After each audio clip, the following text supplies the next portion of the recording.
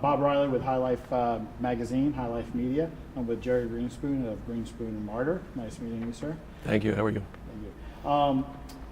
I was wondering, Florida passed Amendment 2 with 71.3% of the vote, the largest margin of any state.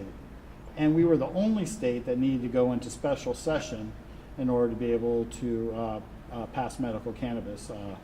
As a Florida resident, what are your views on how the Florida legislature handled this?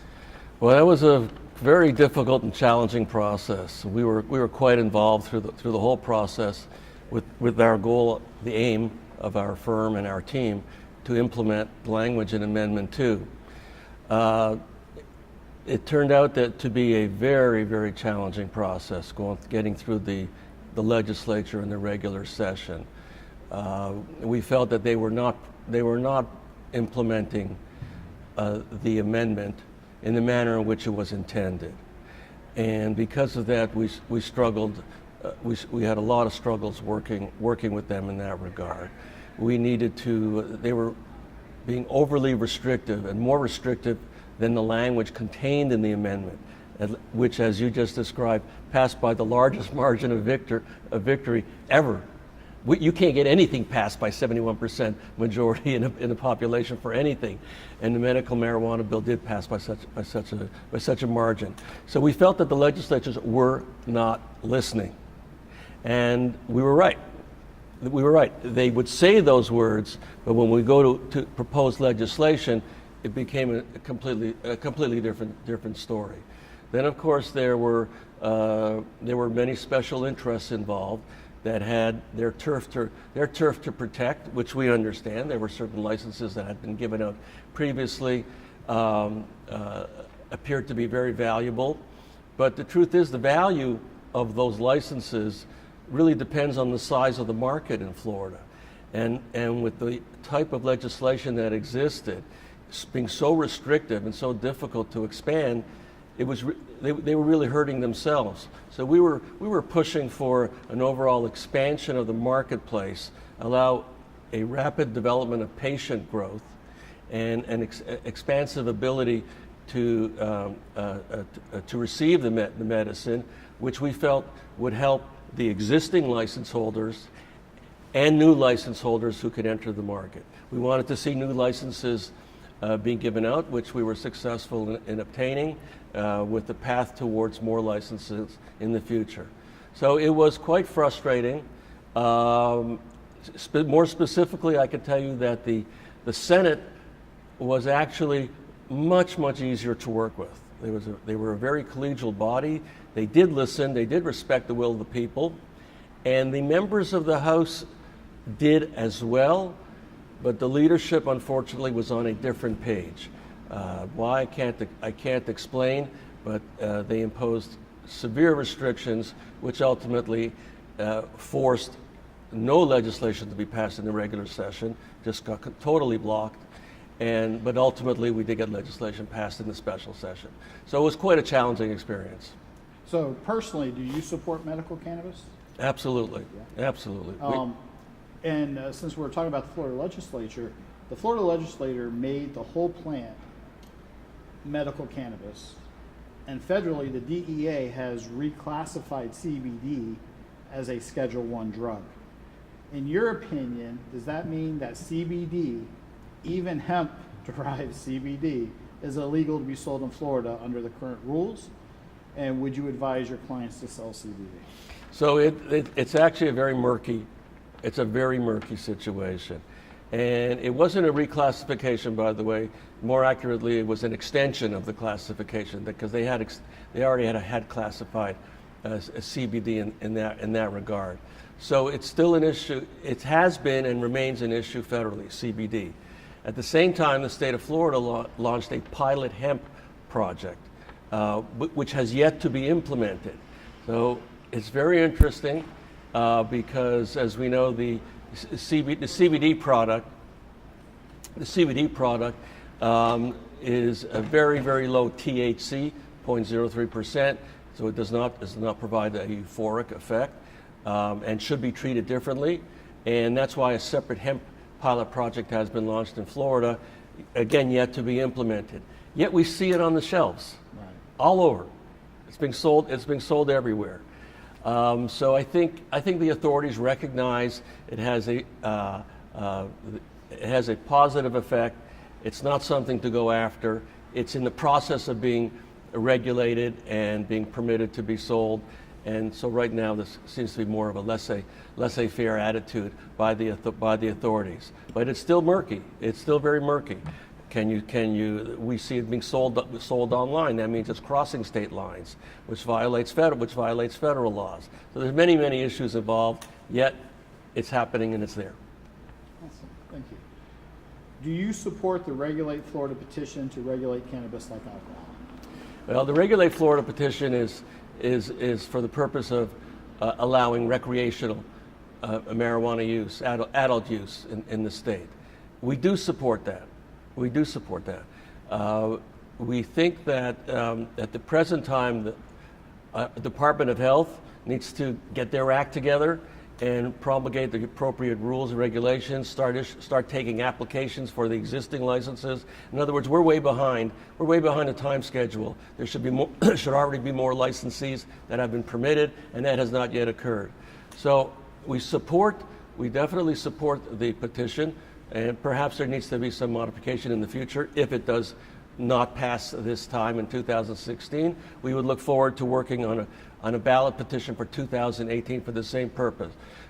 We are quite confident that it would pass with the proper wording and the proper backing, that will pass. Just yesterday, a Gallup poll was released. This Gallup poll is done every year on a national survey of the population of the entire country. 64% of the population of this country in favor of recreational marijuana. 2/3 of the country. It's become a non-issue and a bipartisan issue. It's not a political issue.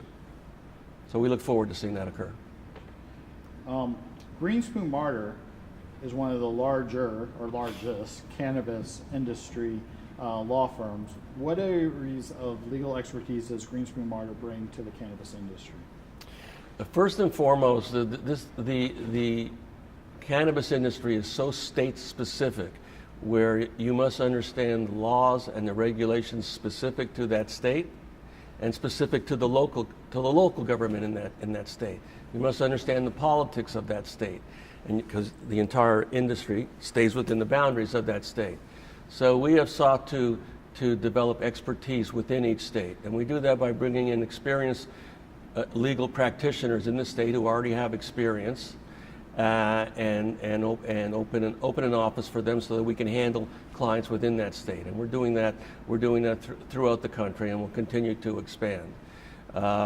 The first and foremost is the regulatory aspect in guiding clients through the very difficult maze of laws and regulations, plus of course the conflict between the state and federal laws.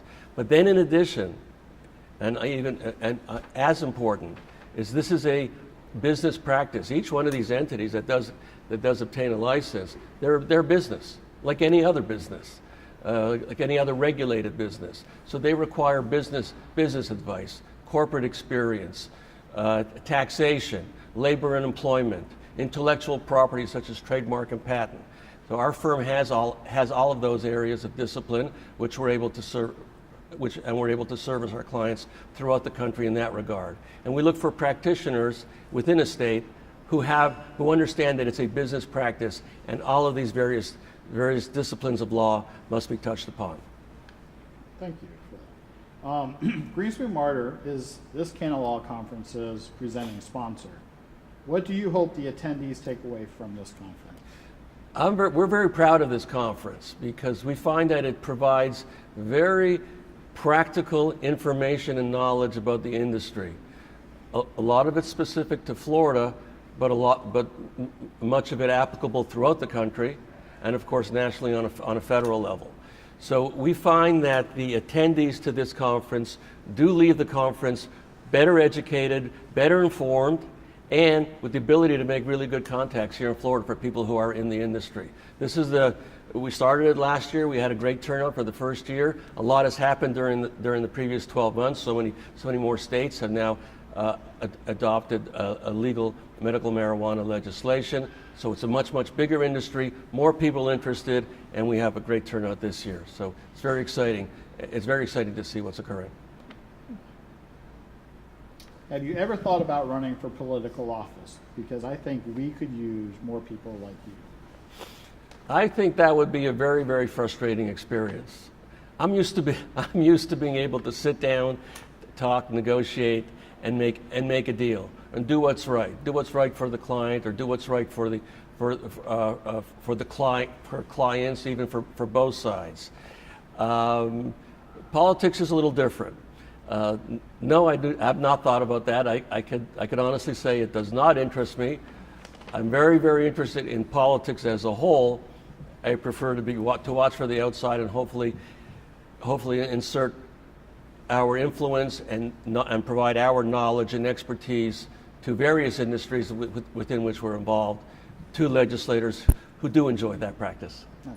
And lastly, is there anything that you would like to say to the HIGHLIFE magazine, HIGHLIFE media audience in Florida regarding GreenspoonMarder or Gerry Greenspoon? Is there anything that you would like to add to this interview? Well, we're very excited to be a part of the industry. We're at the infancy of a brand new emerging market which has exponential growth yet to occur. A myriad of laws yet to be changed, and first and foremost, we're dealing with medical cannabis, and we've seen firsthand the beneficial effects that this has had on those patients in need.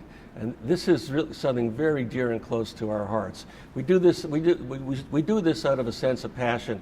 Number one, for the medical patients, they need this. It works with no harm, with no harmful effects. We have to make this happen. Secondarily, we think that marijuana laws are archaic and discriminatory and must be changed. There are too many people badly affected by being incarcerated for possession of a substance that should not be labeled as a level 1 controlled substance. We know that. Everybody knows that. The legislators know that. Congress knows that. It's very slow to move, but the bus is moving forward. The train has left the station. We'll get there. Thank you very much, Gerry Greenspoon, for your time that you've taken out to give HIGHLIFE an interview. My pleasure. Thank you very much.